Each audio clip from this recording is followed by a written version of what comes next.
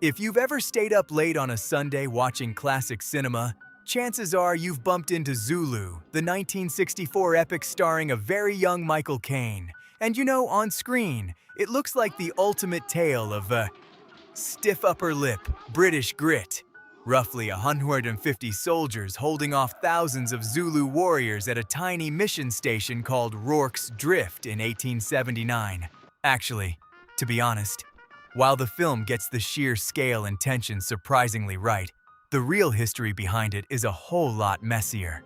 So, why were they there in the first place?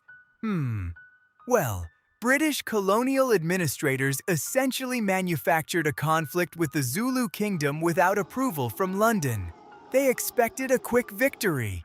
Instead, hours before Rorke's Drift, the main British column was completely overrun at Isandlwana.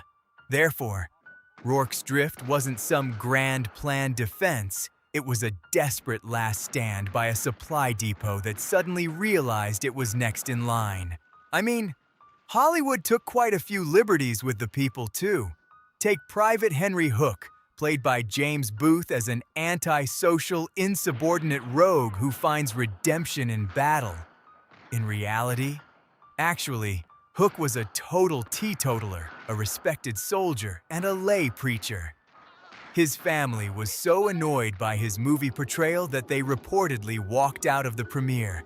And, by the way, what about the officers? Lieutenant Chard and Lieutenant Bromhead are shown as refined, upper-class commanders finding their footing. In truth, Army records describe Chard as a bit dull, and Bromhead as nearly deaf, which made field command, well, a bit tricky. Anyway, despite the Hollywood dramatization, the defensive effort itself was genuinely astounding.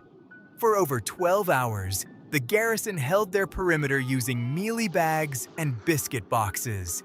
11 Victoria Crosses were awarded, the most ever for a single defense in British military history.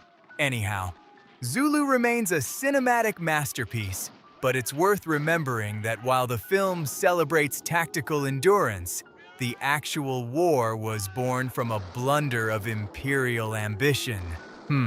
Classic cinema indeed.